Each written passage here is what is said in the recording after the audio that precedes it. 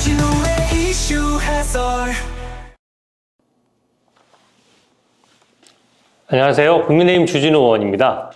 제가 연일 그 공수처에 대해서 공수처가 영장 쇼핑을 한 의혹에 대해서 계속 말씀을 드리고 있죠. 좀 계속 여기에 집중하는 나름의 이유가 있습니다. 이게 공수처의 불법 수사, 또 공수처가 체포영장과 구속영장을 통해서 대통령의 신병을 확보하는 과정의 위법성은 굉장히 심각하거든요. 이 부분을 굉장히 부각을 할 필요가 있어요.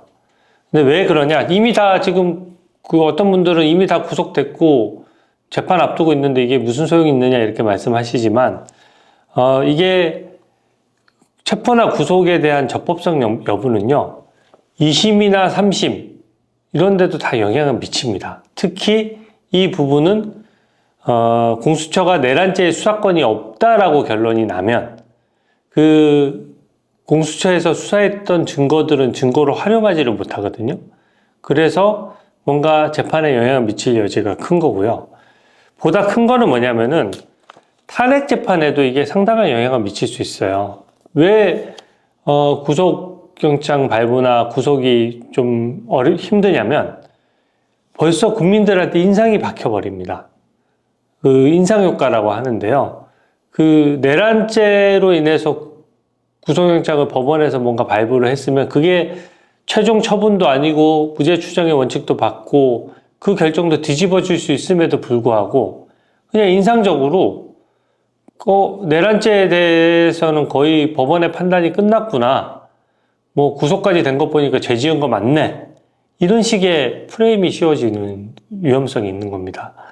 그래서 저는 그 탄핵 재판에서 재판이 함부로 막 굴러간 것도 대통령이 구속돼 있는 바람에 그랬던 측면이 강해요.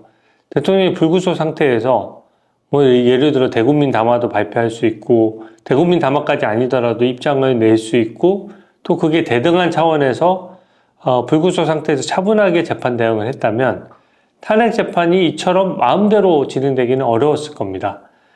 박근혜 전 대통령 17번 재판했는데 지금 온갖 절차를 다투는데도 11번 만에 재판을 종결한다는 게 말이 됩니까?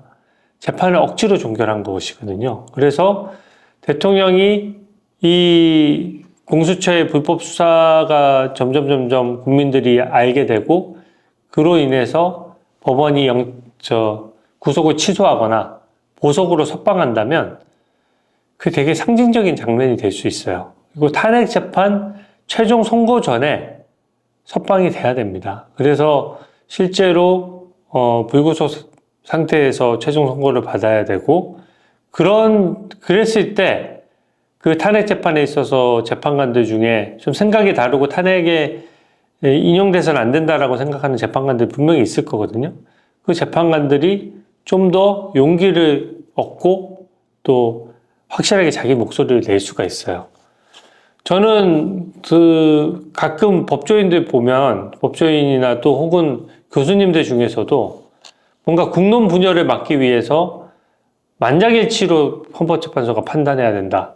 저는 절대 그렇지 말아야 된다라고 생각합니다. 이 대통령 탄핵은요, 대통령은요, 5년에 한 번씩 뽑고 거의 1년여 동안 사실상의 선거운동이 진행되고 대선 국면이 되는 겁니다. 그래서 국민들이 정말 신중히 자기 표를 행사해서 대통령을 뽑는 것이기 때문에 민주적 정당성이 매우 강해요. 그래서 특별 정족수라는 것을 적용하는 겁니다. 국회도 3분의 2 이상이 제적의 3분의 2 이상 찬성을 해야 탄핵을 소추할 수 있고요. 헌법재판관도 9명 중에서 6명, 즉 3분의 2가 찬성을 해야 되는 거예요. 이거를 국민으로 치환해서 설명을 하면 국민의 3분의 2가 찬성할 정도의 수준에 이르러야 탄핵이 정당화되는 거거든요. 근데 뭔가 과반이 되거나 숫자가 좀 어느 정도 갖춰졌다라고 해가지고 그냥 그것에 반대하는 헌법재판관들을 압박해서 만장일치를 유도한다라고 하면 특별 정족수를 적용하는 게 아니라 과반수로 해서 다수가 소수에게 압박을 해서 같은 목소리를 내도록 하는 거여서 그것은 민주주의도 아니고 법치주의도 아닙니다.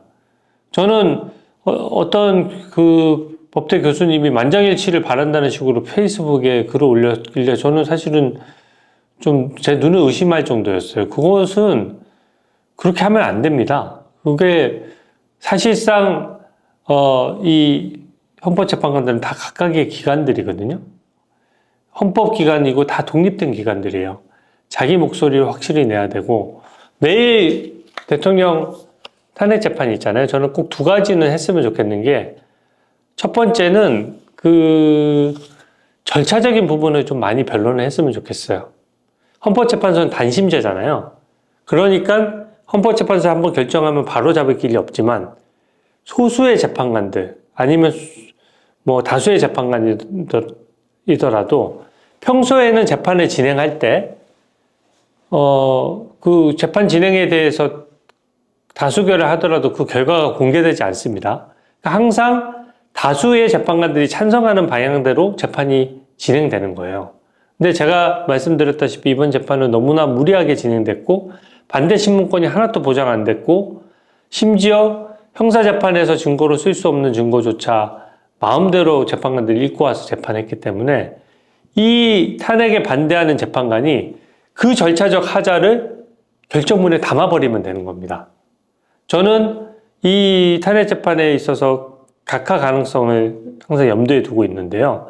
처음에 분위기, 저도 법조인으로서 처음에 탄핵이 인용되는 분위기로 막 흘러갔던 거 국민 여러분들께서도 아실 거예요. 그러니까 재판관들이 답 정해놓고 하듯이 막 했죠.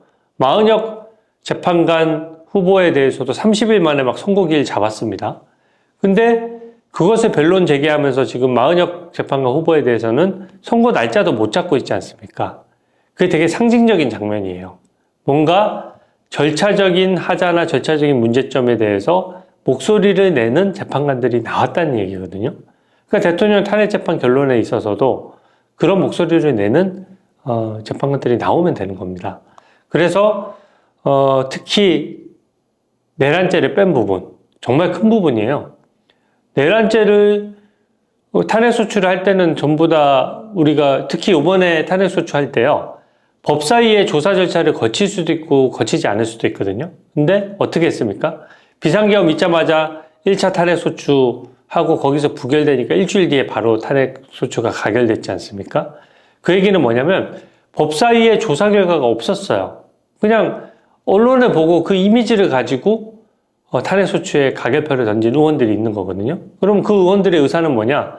아, 이 내란죄가 탄핵 재판을 통해서 입증이 되고 어느 정도 결론이 난다라면 이 정도 현직 대통령이 내란죄가 인정될 정도라면 당연히 탄핵은 돼야 될 수밖에 없어라고 생각하는 의원들이 있는 건데 내란죄 빼면 어떻게 되는 겁니까?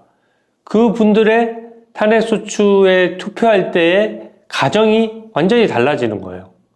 그래서 내란죄가 인정되면 나는 탄핵 때도 좋아. 그러니까 헌법재판소에서 내란죄를 사실관계로서 인정하고 법리 검토를 거쳐서 내란죄가 성립되면 탄핵을 인용해도 좋다라고 생각했던 의원들도 있는 것이기 때문에 내란죄를 빼는 순간 새로운 탄핵 소추를 해야 된다는 것이죠. 그래서 이렇게 생각하는 헌법재판관들이 힘을 싣고 또 거기에 대해서 그 절차적 하자만 지적할 것이 아니라 반대 신문권 왜 보장 안 했어? 왜 보지 말라는 기록 봤어? 그동안은 다수결에 숨어서 목소리를 못 냈던 재판관들이 아주 뼈아프게 공격할 수 있는 거거든요. 공격이라는 표현이 좀 그런데요. 어쨌든 뼈아픈 지적을 할 수 있는 겁니다. 그동안 당해왔던 이 절차적 하자 부분에 대해서 자기 목소리를 확실히 낼 수 있는 부분이기 때문에 저는 내일 탄핵 재판에 있어서 상당히 그런 절차적 하자 부분에 좀 집중을 했으면 좋겠어요. 왜냐하면 지금 현재 증언했던 거 가지고 다퉈도 기록이 7만 쪽이나 되잖아요. 7만 쪽의 기록을 재판관들이 다 증거 비슷하게 다 채택을 했기 때문에 거기에 있는 내용들을 다 증거로 마음대로 갖다 쓸 수가 있는 거예요. 그러면 헌법재판소에서 드러난 증언 외에도 나머지 증거들도 많이 채택이 돼 있기 때문에 사실관계를 다투다 보면은 이 증거 채택된 증거에 따르면 굉장히 불리한 겁니다. 근데 그 채택됐다는 증거는 반대신문권이 보장 안 돼 있는 증거이기 때문에 원래 증거로 못 쓰는 거거든요. 그러니까 적법조치에 의해서 증거로 쓸 수 있는 증거의 숫자를 줄이는 게 핵심이지, 증거가 쓸 수도 없는 증거까지 다 채택해서 증거 이렇게 많은데 그 중에서 입맛대로 골라서 결정문을 쓰면 얼마든지 대통령한테 불리한 결정문이 나올 수가 있는 것이죠. 그래서 변호인께서 검토를 하실 때 저보다 더 훌륭하신 분들이지만 실체적인 것뿐만 아니라 절차적인 하자를 많이 지적을 해야 되고, 구속 취소와 더불어 보석도 구속 취소 결정을 이제 좀 강하게 구하기 위해서 보석 청구를 안 하는 것 같은데, 보석 청구를 동시에 하거나 보석 청구도 바로 연이어하는 것을 검토를 해야 돼요. 그리고 보석 청구도 딱 준비를 해놔야 됩니다. 왜? 대통령이 탄핵 결정이나 선고를 받는 데 있어서 그 전에 불구속 상태에 있느냐 구속 상태에 있느냐 하는 건 좀 중요한 문제거든요. 그래서 저는 대통령께서 조속히 석방됐으면 바라고요. 석방이 돼야지 형사재판이든 탄핵재판이든 정당한 방어권을 행사할 수 있다고 생각합니다. 그런 차원에서 내일 국조특위에서 제가 공수처에 어제자로 자료 제출을 여러 개를 요구했습니다. 기본적으로 그런 거예요. 공수처가 이때까지 청구했던 영장 내역을 제출하라고 했습니다. 그 영장에는 통신영장, 압수영장, 체포영장, 구속영장 다 포함을 하고요. 어느 법원에 청구했는지, 발부됐는지 기각됐는지, 기각됐다면 기각된 사유가 무엇인지를 다 표로 제출해 달라고 했습니다. 수사보안 핑계댈 수 없습니다. 이미 대통령 구속 기소됐고 이미 재판의 영역으로 넘어갔고 온갖 영장들 전부 다 변호인 손에 다 들어가 있어요. 그렇다라고 하면 저는 빠진 영장이 있느냐, 공수처가 검찰에 넘기지 않고 몰래 빼낸 무슨 자료가 있는지가 궁금한 것이기 때문에 국민적인 의구심을 해소하기 위해서라도 모든 영장을 날짜별로 빠짐없이 청구해서 제출을 해야 되고요. 두 번째는 그 영장이 기각된 영장 중에서 공수처의 수사권에 대해서 좀 의문을 표시했던 영장이 있느냐, 기각 사유에 공수처의 수사권이 좀 법리적인 다툼이 있다는 문구가 들어가 있는 그런 영장이 있는지, 있으면 있다, 없으면 없다, 명확히 공수처에서 오늘까지 답변을 해줘야 됩니다. 또한 검찰의 수사기록을 인계할 때 제가 종이 한 장이라는 표현을 많이 쓰거든요. 종이 한 장 빠짐없이 다 넘겼어야 돼요. 그게 적법조치입니다. 내가 수사가 끝났으면 내 손에는 수사기록이 남아있으면 안 되는 겁니다. 근데 뭔가 꼼수를 부리기 위해서 수사기록을 공수처에서 가지고 있으면서 자기들이 유리한 자료는 검찰에 보내고 불리한 자료는 감춘 거 없느냐, 소위 공수처가 헛다리 짚거나 영장이 기각되거나 했던 자료들을 그냥 검찰에 내주기가 싫어서 몰래 가지고 있는 자료는 없느냐, 이걸 물었고요. 거기에 대해서도 명확히 답변을 해야 될 거고, 제가 자료 제출 요구한 것에 대해서 저번에도 세세하게 물어봤더니 분명히 대통령에 대한 압수영장, 통신영장 청구한 적 없다라고 저한테 명확히 답변을 했습니다. 허위 공문서 작성이에요. 그래서 허위 공문서를 작성한 사람, 그리고 지휘체계, 어디까지 보고돼서 허위 공문서가 작성됐는지 그 책임 소재를 분명히 하기 위해서 제가 그 부분도 질의에 넣었습니다. 내일 공수처장 저는 반드시 출석해야 된다라고 생각하고, 아직까지는 불출석 사유서가 제출이 안 됐습니다. 당당히 출석하고, 제가 질의했던 질의 내용이 어렵지도 않고 심플해요. 본인들이 수사했던 것과 관련된 어떻게 보면 기록 목록 같은 걸 제출하는 것과 마찬가지거든요.